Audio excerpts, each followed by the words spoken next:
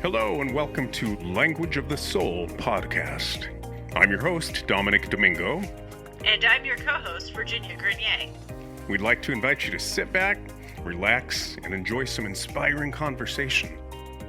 Here at Language of the Soul, we know that life is story. Individually, we're the products of the stories we tell about ourselves. Culture is the amalgamation of the stories we weave about the human condition. Here's the thing. Individually and collectively, we can write our own story. Thanks for tuning in and joining in the march toward human potential. Hi guys, and welcome to Language of the Soul podcast, where life is story. Today's episode is a little mini episode on, basically in a nutshell, trauma and resilience. Hopefully that lands right away. Our regular listeners do know that regularly we speak about trauma, as do our guests. We also speak about the cathartic function of self-expression and the creative process. But more importantly, we speak in a clinical context about how narrative therapy actually helps us reframe our narratives and, in theory, release us from trauma.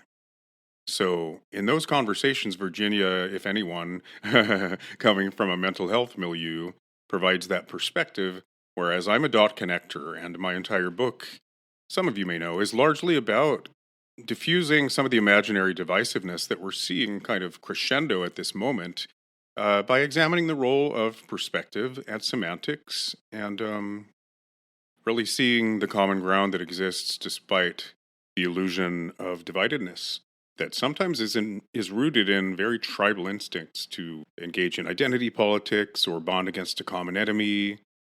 In other words, I largely take a layman's approach, and if anything, I'm going to talk about trauma and resilience in the context of the spiritual journey.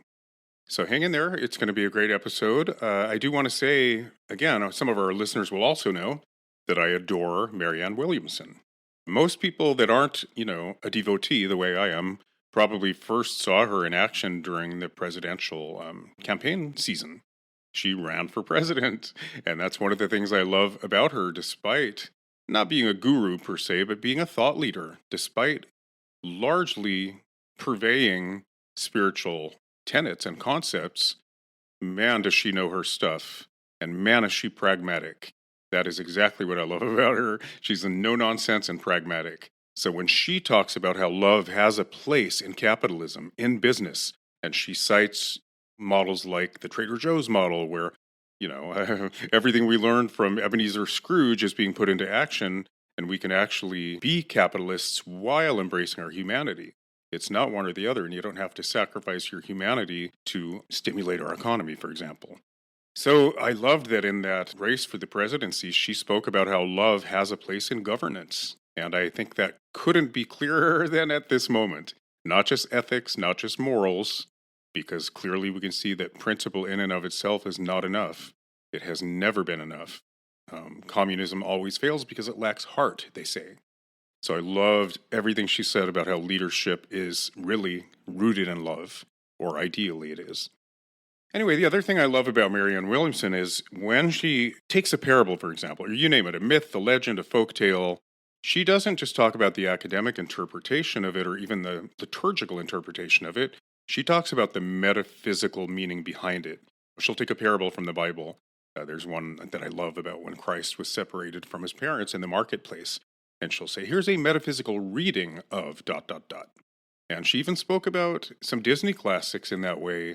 And I've quoted her often when I'm asked to talk about either the classics I worked on or the ones that I studied while at Disney. So that's so in line with our podcast, the metaphysical reading behind the academic interpretation of some of these myths and legends. More to the point, when Marianne Williamson talks about the spiritual value of depression, for example, and you could replace that word with melancholy. We talk about embracing the shadow a lot on this show, and we talk about Hades as the place where everything germinates and it's not the place you think. She is sure to preface that by saying, look, I'm not a psychologist or a psychiatrist. I'm not talking about clinical depression here. I'm talking about these periods of melancholy or depression that we all go through that we're so quick to try to do away with, so quick to medicate, so quick to escape, when in fact they have spiritual value.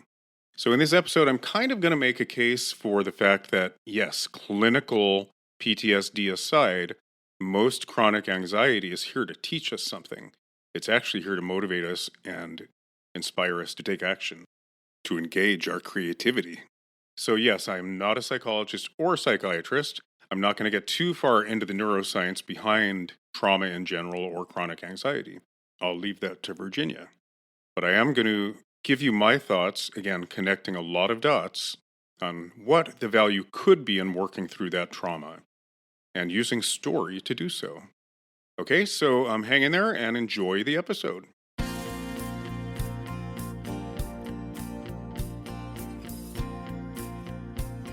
This morning I watched a YouTube video about the resilience gene, in part because we talk a great deal on our podcast about trauma, PTSD, and narrative therapy as a remedy for them. I began seeking out Trauma for Dummies videos on YouTube because, over coffee, I'd found myself rethinking my understanding of trauma both in a clinical and vernacular context. I found myself wishing to brush up on the neurological mechanics of the phenomenon. I've always been fascinated by the power of language to betray man's innate understanding of the universe, often long before science has caught up with his intuitive hunches. Many of our newly coined clinical and scientific terms are based on words that have been around for millennia. As is most often the case, the Greek then Latin word trauma had a literal meaning straight out the gate that was based on figurative imagery. Trauma referred strictly to physical wounds, of course, while conjuring the image of writhing roots. Only in the 19th century was the word first used in a clinical context to refer to psychic wounds. This evolution concisely mirrors that of the word catharsis, which originally referred to a purging of the bowels, but only later came to mean psychic or emotional release. What is trauma really? Clinically speaking, that is. We all know contemporary pop psychology overuses the word, along with others like trigger, triggering, safe space, hostile environment, and PTSD. Systematically, these clinical terms have lost their potency due to this overuse, as have terms like narcissist and empath. More to the point, even in a clinical context, aren't experiences only distressing or traumatic if we frame them as such? Isn't everything in life neutral except our reaction to it? Sure, there is very real suffering in life. No one can deny physical pain is the opposite of pleasure. But many schools of thought suggest that most suffering in life is mind-created. It's psychic suffering that's a product of one thing: wishing circumstances and conditions were other than what they are. What occurred to me this morning is this: the experiences that get mapped on our worldviews are those accompanied by strong emotion. It's chemical. Yes, the production of cortisol and adrenaline, the fight-or-flight instinct, is involuntary, autonomic. Our lizard brains respond to stimuli categorized as threats long before we attach conceptual meaning to them. It's fair to say that the fight-or-flight instinct has immense value to survival. But it's also fair to say that holding on to momentary stress or carrying it over into chronic anxiety has little to no evolutionary value. In fact, humans have a monopoly on the compulsion to do so. Picture two mallard ducks having a squabble over territory far out on a lake. When the moment passes, each simply shakes off the excess energy. It rolls off like water from wax-coated feathers. For that matter, cats are expert at spending zero time lamenting the past, or navel-gazing in any way. We humans could learn a great deal from the animal kingdom on this front. That said, we also know well the colloquialism, the dog who's been kicked too much. We've all witnessed the results of animal abuse in the rescue community, and the long road to recovery it demands. We've all heard of Harlow's classic rhesus monkey studies. One outcome demonstrated the importance of maternal bonding and later socialization. In a heart-rending illustration of the importance of perceived love in the form of touch, those monkeys furnished a terry cloth mother to cling to fared better than those with no maternal figure at all. My take on the above is that every organism's development is affected by its environmental circumstances and conditions, full stop. The hand of cards an organism is dealt determines the social or antisocial behaviors that result from that hand. We go on to assign value judgments to these outcomes, like good or bad, pleasurable or painful, desirable or undesirable, productive or destructive. One thing is clear: these developmental experiences affect mind, body, and spirit equally. It's the mind-created suffering I wish to address. Hear me out. Haven't we all seen a child who is perfectly fine spilling a glass of milk until his mother gets hysterical, prompting said child to burst into tears? Or the kid who skins a knee on the jungle gym, but doesn't think to cry until her mother overreacts?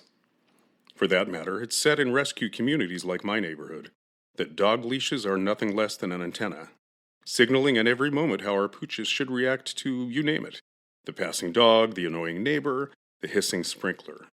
All bets are off when it comes to squirrels and mailmen, of course. Every day in a neighborhood where rescue pups outnumber their human counterparts, I see helicopter parenting. New adoptive parents who scoop up their dogs, projecting their own anxiety and thereby robbing their pooches of valuable socialization opportunities. Pointing this out is by no means another version of the popular sentiment among my fellow Gen Xers. I drank straight out of the hose and never grew a third arm. Or, you gotta eat a little dirt to build up your immune system. I will concede that when it comes to resiliency, there is more value to exposure than avoidance. But I'm hoping to illustrate a larger, more nuanced point. Our existing worldviews determine what we experience as distressing, triggering, or traumatic. Pop culture in 2025 is doing exactly what those helicopter parents are doing, training our youth to be triggered rather than nurturing resiliency, lengthening the list of what to avoid in life, what to be allergic to or triggered by.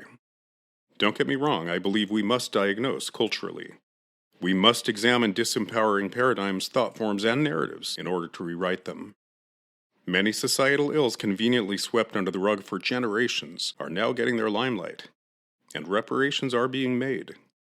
But in the same way digging in the dirt of the past in order to diagnose should inspire new thought forms and paradigms, we are meant to examine the value of current trends. It's entirely possible our navel-gazing phase has run its course.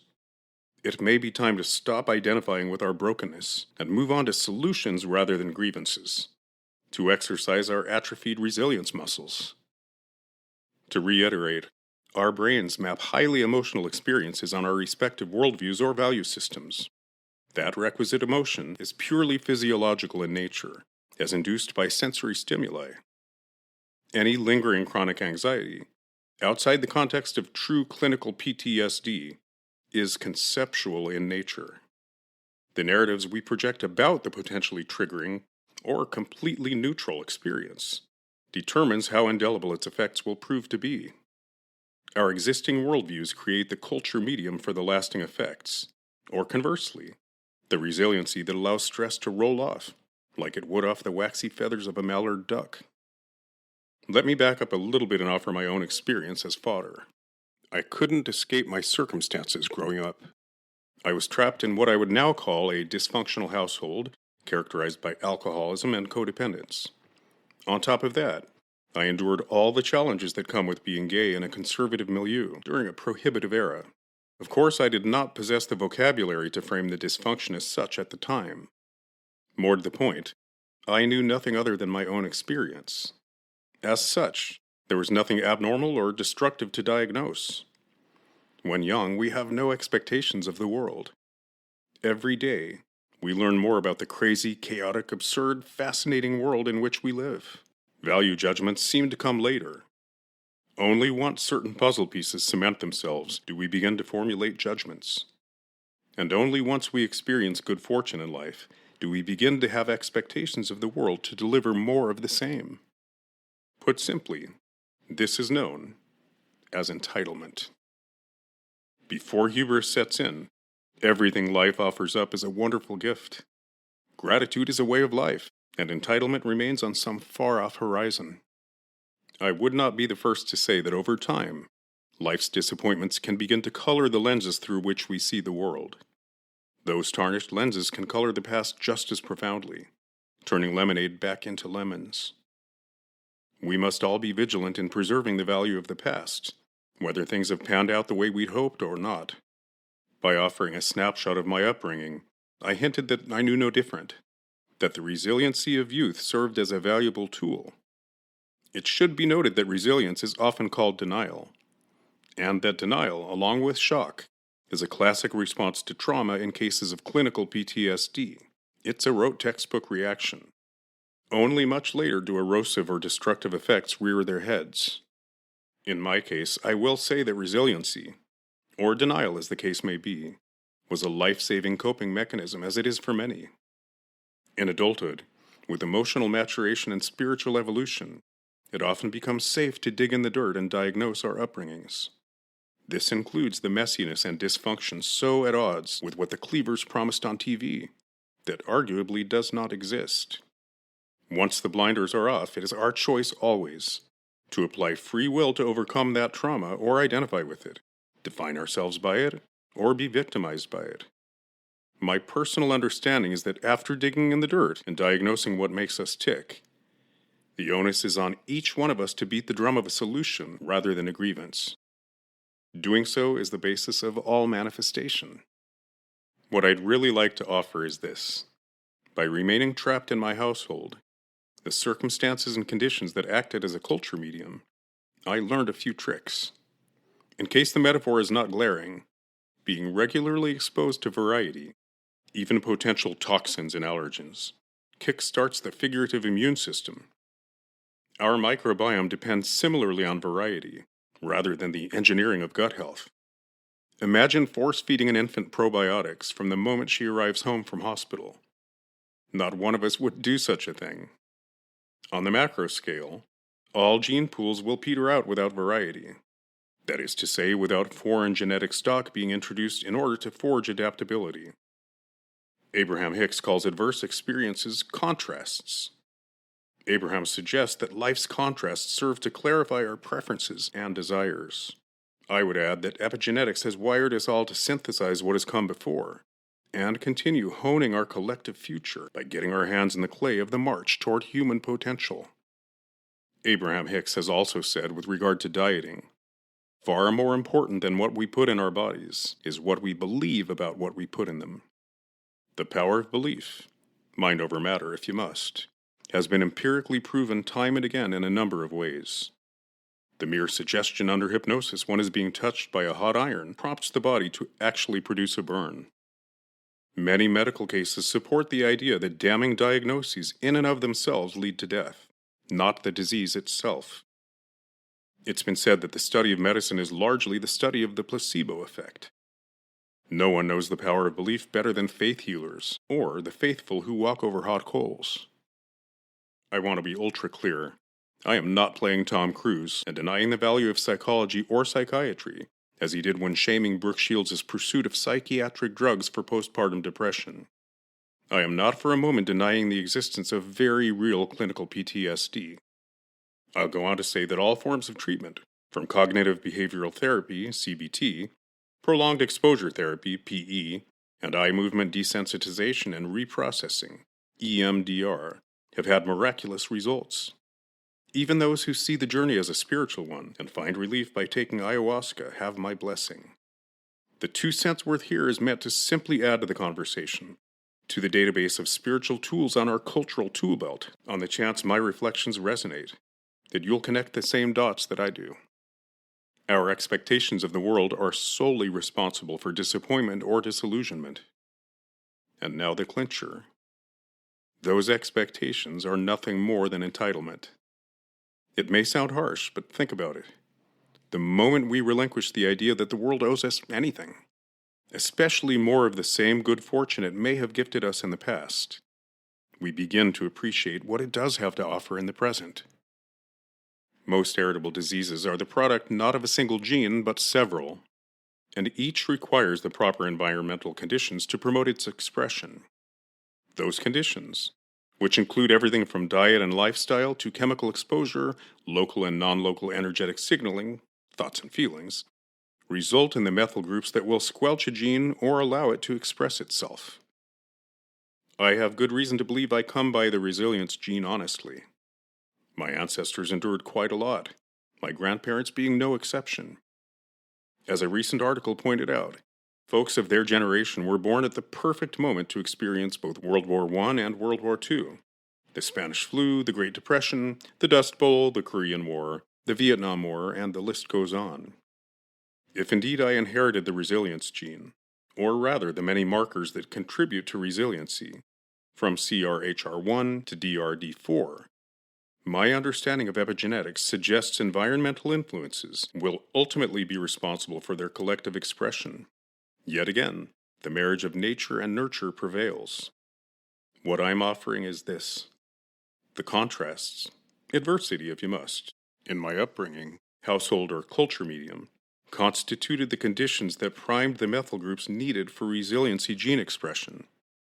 This exposure to adversity activated the needed response, the same way drinking from the hose and eating dirt boosts an immune system, according to boomers. My call to action is not to go out there and eat more dirt. Nothing I've said should ring earth-shatteringly profound or insightful. If anything, what I hope to impart clear as day is that the way we frame our experiences determines whether they hold us prisoner long after those experiences have come and gone. It's the stories we tell about those experiences that diffuses them or empowers them. As always, we have the power to reframe our defining narratives, the stories of the past. And in the parlance of Language of the Soul podcast, we can get our hands in the clay. Individually and collectively, we can write a new story. All right. Thank you so much for listening. The master plan always was to add Virginia's thoughts to this. Her background is actually in existential therapy, but more specifically narrative therapy and logotherapy. She's a big fan, I don't want to put words in her mouth, but she's a big fan of Viktor Frankl, and she's exposed me to a lot of his thoughts. He is, in my understanding, the grandfather of logotherapy, which centers on the human compulsion to assign meaning and purpose. I would say, and I think he would say, that that's what it is to be human. It's synonymous with being human. It's also very crucial to our survival, both on the micro and the macro, as individuals and culturally, societally. The main gist of that essay that I just read was, of course, that by reframing our narratives, we determine how indelible they will be moving forward. The stories we tell about our past experiences, especially our traumatic experiences, determine whether they will hold us prisoner or not. What came to me this morning over coffee is that the stories we tell about our past experiences is really code for the meaning we assign to them. So if being human is synonymous with assigning meaning and purpose, it must have immense value on the macro scale. And not even in a spiritual sense, but in a very empirical evolutionary theory level. Most of our guests are pretty in touch with the idea or the fact that by engaging in the creative process and self-expressing through narrative, they are actually experiencing catharsis. But to use myself as an example, in my case, I would say I'm actually not so much making lemonade of lemons on a daily basis, but I am restructuring all those little puzzle pieces that constitute a worldview in a way that allows me to move forward. I've called it writing the next chapter. If I have cognitive dissonance, or if I have experienced something that I could even remotely qualify as traumatic, yes, I have to process it, as we all do, and I eventually emerge with policy that allows me to move forward. I can only speak for myself on this one, but it actually is called renewing hope. I synthesize those opposing thought forms in a way that allows me to move forward while still believing in humanity, usually, or life.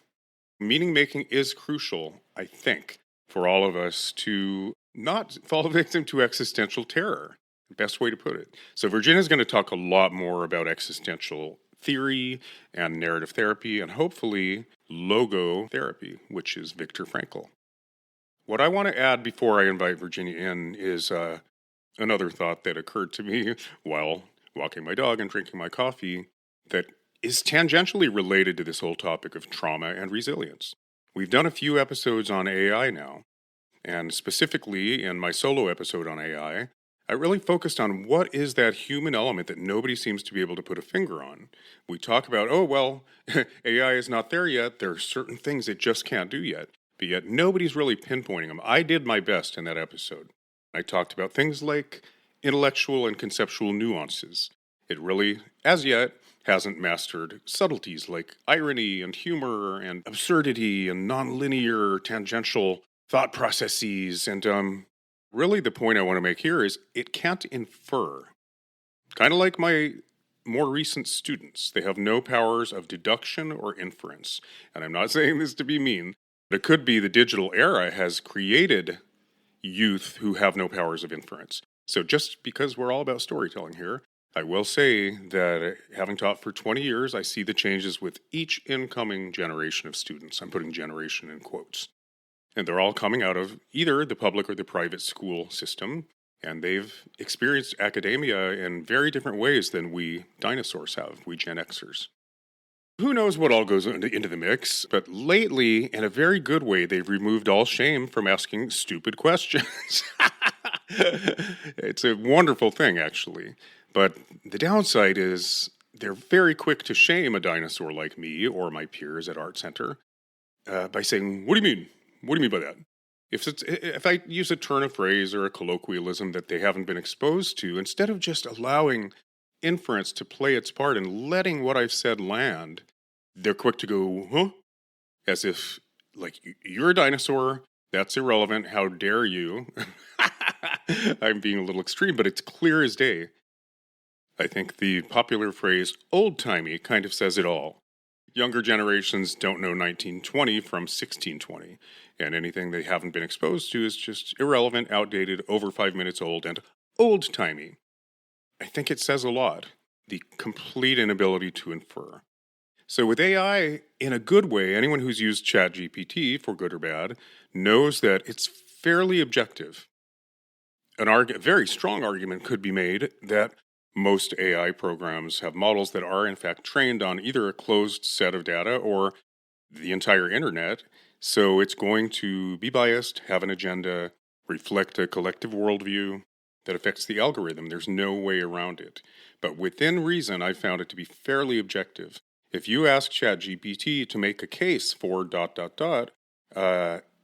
it will show both sides, it'll play the devil's advocate. In a very good way, it will be objective and actually resist projection, attribution, magical thinking, value judgments, and it poses no danger actually of fabricating new conspiracy theories. As of now, I'll be sure to add.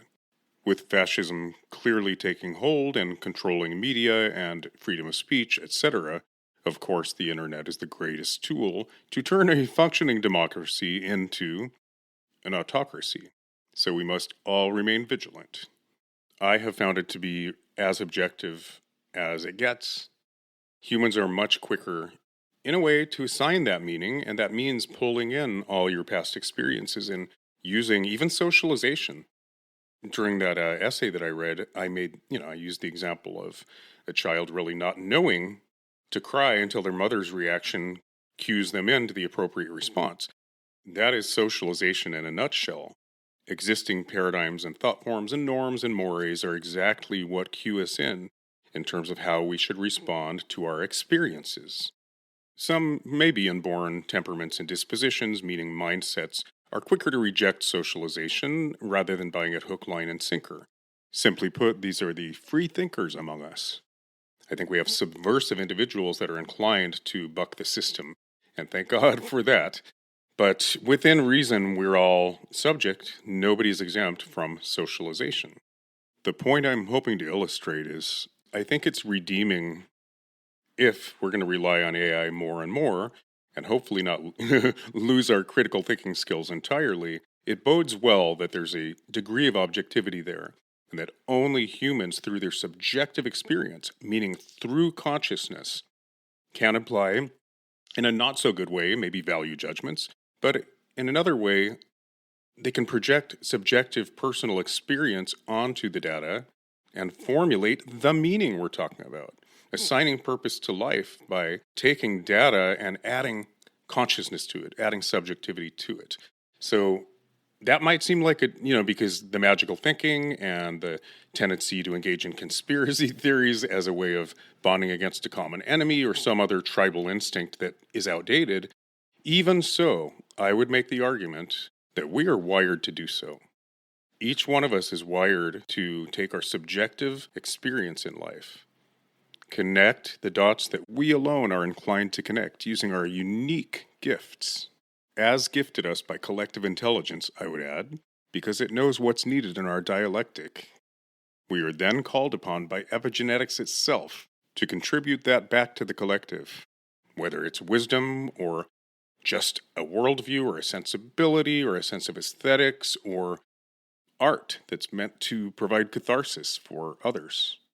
And actually, that's the whole premise of our podcast, that those contributions, when we step into that calling and recognize that our craft has purpose, that the catharsis we provide for the patron, or maybe the new novel thought form, contributes to our forward march toward human potential. Sounds very lofty, but I do believe that's what's going on, and we're here largely to just gently suggest that we're all meant to contribute according to our unique subjective gifts, meaning our consciousness as an extension of collective consciousness. Just that. Okay, I'm going to invite Virginia in now to give us the clinical perspective on some of these terms that I've been throwing around in a rather vernacular way. Welcome, Virginia Grenier. Thank you, Dominic. This is such a great topic, and I'm so happy that we are both sharing our thoughts on this. So what came to mind for me was the scene in iRobot, which has stayed with me ever since I first saw it. It's Will Smith's character is reliving a traumatic moment. It's the one he couldn't undo, one that has shaped how he sees the world, in many ways, how he sees himself. A car accident sends two vehicles into the river. He's trapped, and in the other car, there's a little girl. Both of them will drown unless someone intervenes, and someone does. But it's not a someone, it's a robot, an artificial intelligence programmed for efficiency and probability. It calculates that Will Smith has the highest chance of survival, so it pulls him from the wreckage, leaving the girl behind. She, of course, ends up dying.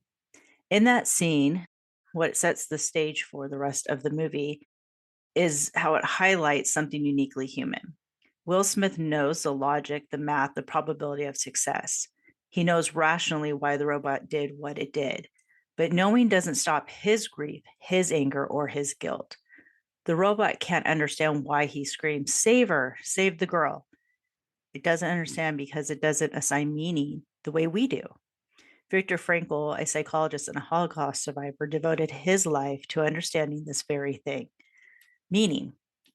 Frankl's work, particularly his development of logotherapy, centers on the idea that our primary drive as humans isn't pleasure or even power, it's meaning. Frankl observed that even in concentration camps where hope was stripped bare, people could endure the unendurable if they had meaning. It's the why that gave them a reason to take one more step, to breathe one more day. He famously said, quote, "Those who have a why to live can bear almost any how," end quote. Artificial intelligence, no matter how advanced, lacks this drive. It can calculate, analyze, even mimic empathy through algorithms, language models, but it doesn't wake up with an existential question echoing in its circuits. Why am I here? What does my existence mean? And because it doesn't ask, it doesn't suffer when that answer feels out of reach. It also doesn't grow when it finally finds one, but humans do. This brings me to another fictional AI character that I grew up loving as a child. I think about these questions that Frankl addressed in logotherapy, and then Data from Star Trek comes to mind.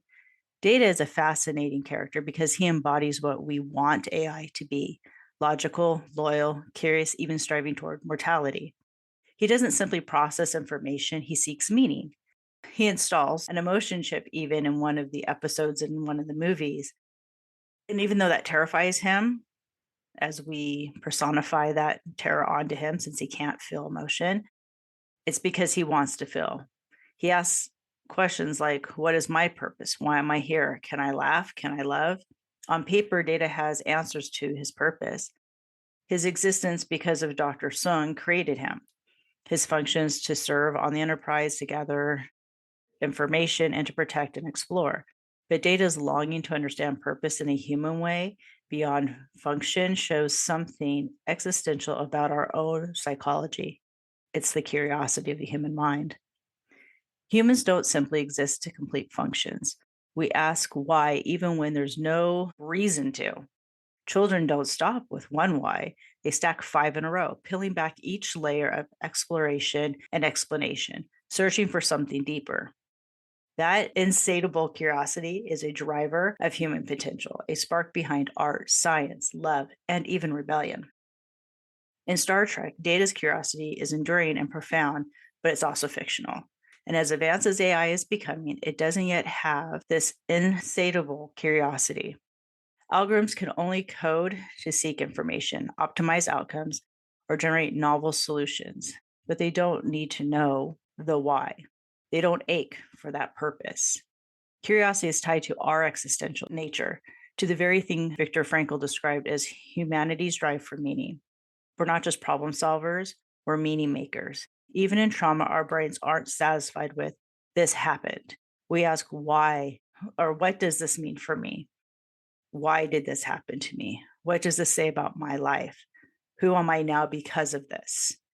And when the answer isn't clear, we don't stop. We keep seeking. That seeking is what creates that resilience. AI may one day mimic curiosity so well that it looks like Data on Star Trek, asking, why am I here? Because that's the logical next string of code. But does that mean it truly wants an answer?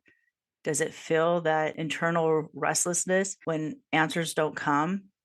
Fiction loves to humanize AI because it reflects back to what we value in ourselves as humans, the drive to grow, change, and find meaning.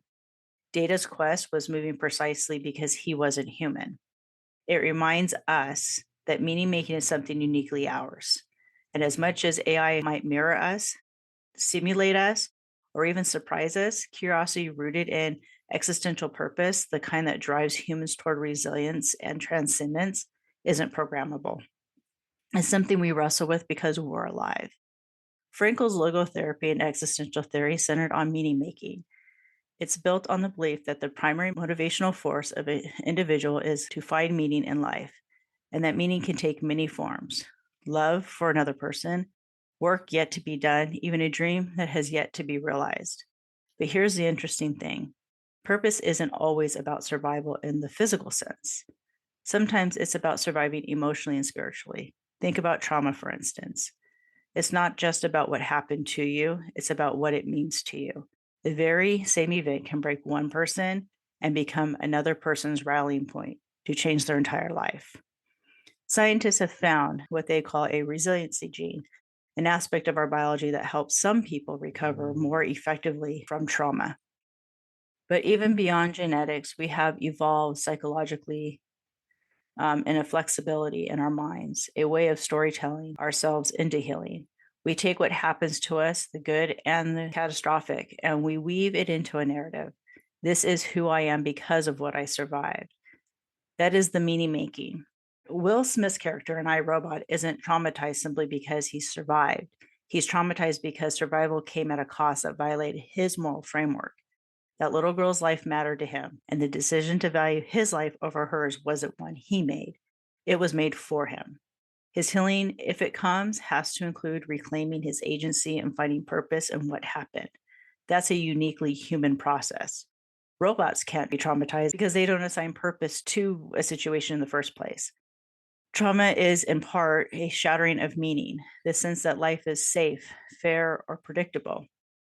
To feel traumatized, you must first believe in a world where things should be otherwise. Robots don't believe, they just execute. And yet, we often imagine machines that do exactly that. Think back to Data from Star Trek. Data wanted to understand humor. He wanted to know what it meant to feel love, to experience friendship, to grow beyond his programming. His curiosity reflects our own existential restlessness, our desire to grow, to connect, to matter. But the truth is, Data is a storytelling device. In the real world, machines don't ache to evolve or yearn for connection. AI doesn't have sleepless nights wrestling with trauma or chasing dreams that have no guarantee outcome. There's a trepidation in conversations about AI.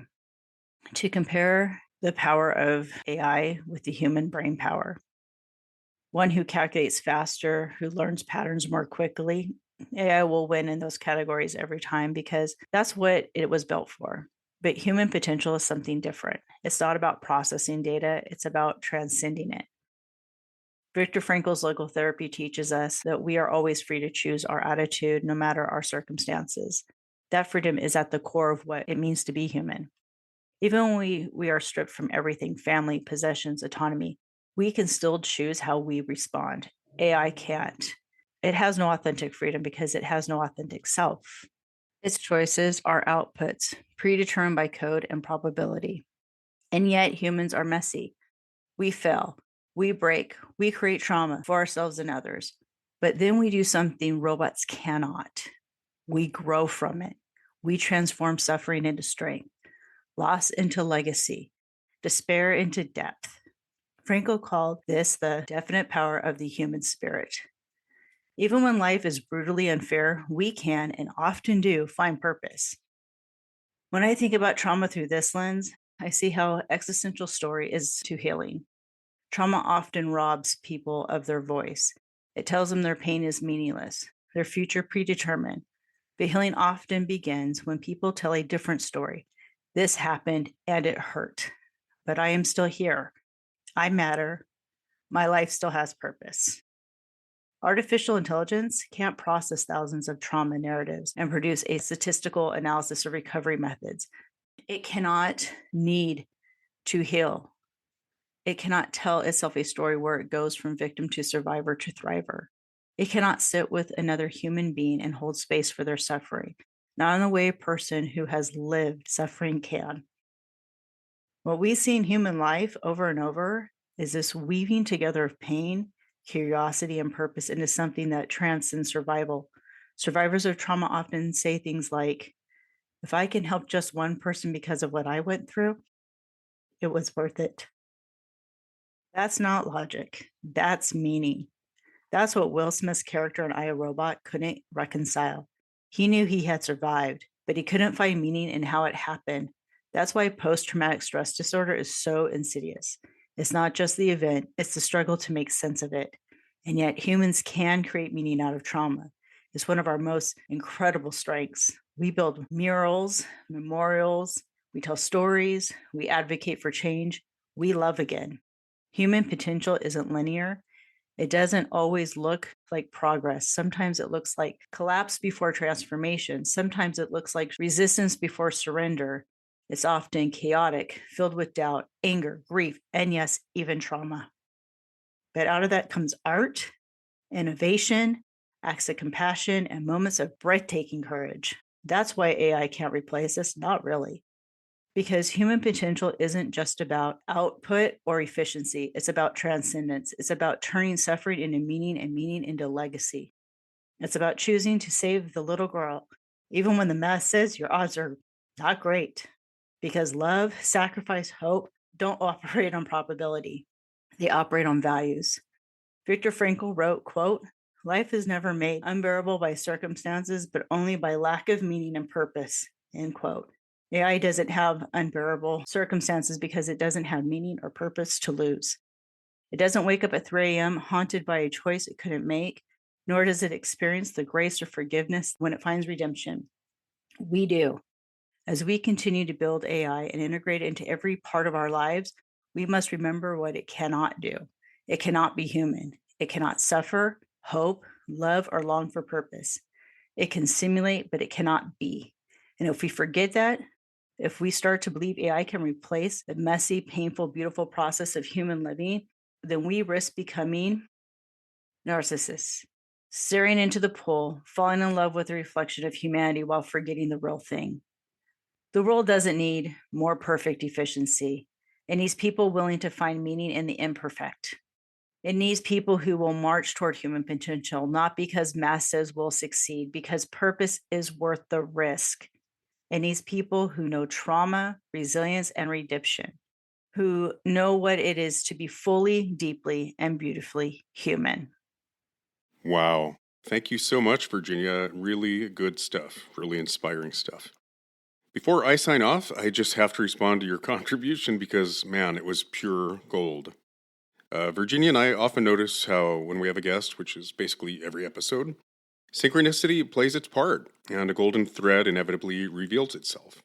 In other words, motifs tend to present themselves and circle back around, and overarching themes just evolve, tying all the viewpoints together. It's nothing less than magic. In fact, it may be the alchemy we rely on. Simply put, we thrive on it. In this case, it shouldn't be a surprise since Virginia and I share similar worldviews and sensibilities, so we tend to be like-minded on a lot of topics.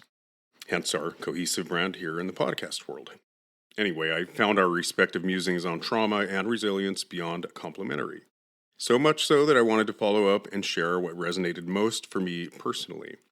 When Virginia was talking about Frankl's view that we better endure the how of living when we have a why, I thought of the amazing film Life is Beautiful. And in case any of our listeners have not yet seen it, I highly recommend it. Basically, it was about how the beautiful imaginary world a man creates for his son allows them both to endure the horrors of a concentration camp during the Holocaust. That came to mind. And when Virginia referenced iRobot and the ethical decision AI was forced to make about whom to rescue, I saw it as a sort of triage mentality. The choice to sacrifice the little girl was based on logic, who was most likely to survive based on data alone. But I immediately had the thought, society also maintains a very strong cultural value that dictates women and children first. Our genetically inherited altruism chip innately understands that protecting our offspring directly contributes to our survival, our propagation. It best serves the tribe.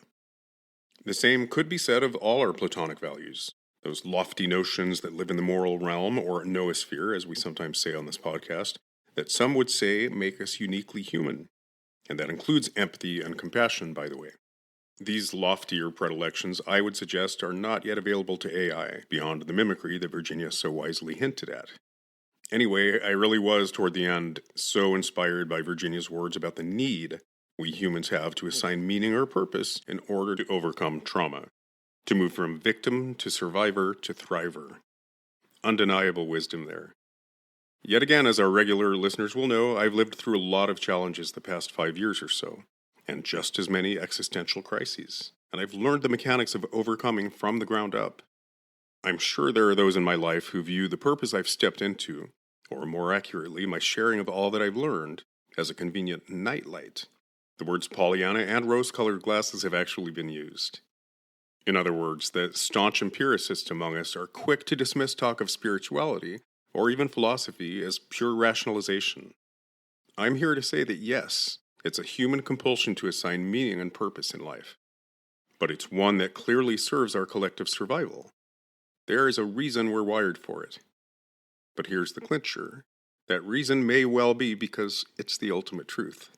The God Gene article I've often referred to dismissed the tendency of some with a particular brain chemistry to assign profound or numinous significance to mundane objects or events, to connect dots and sense interconnectivity, as nothing more than a genetic predisposition for a given brain chemistry. Sounds a little bit like accusing those with a spiritual sense of being a little crazy. I'm the one guy who will say, does that inclination diminish the universal truth that the compulsion reveals, the resultant wisdom, the spiritual or philosophical tenets yielded? Why must the rational and empirical be mutually exclusive? Thriving under adverse conditions by assigning purpose or meaning may well be a well-honed survival instinct. But that meaning or purpose may also be the ultimate truth.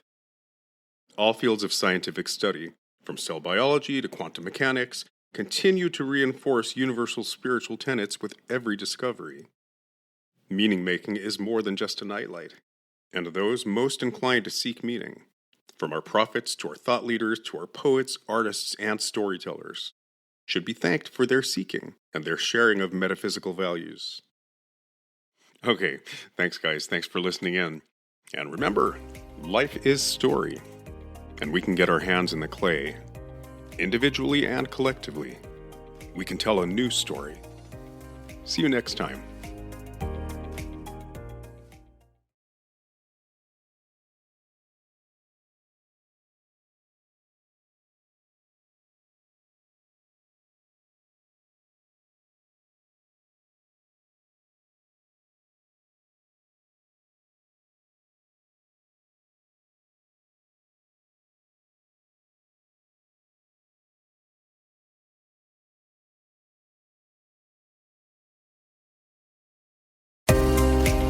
We want to take a moment to thank our wonderful listeners and supporters. Your continued support and sharing of our podcast helps us spread the transformative power of storytelling. If you enjoy our episodes, please rate and review us on your favorite platform and share the podcast with friends and family. For more enriching conversations and insights, subscribe to Language of the Soul podcast on Apple Podcasts, Spotify, Amazon Music, iHeartRadio, and anywhere you listen to podcasts. Follow us on social media and visit our Patreon website for the latest updates and exclusive content. Your support helps us continue to bring these important stories to life. If you'd like to support us further, consider joining our Patreon community for exclusive content and donation options.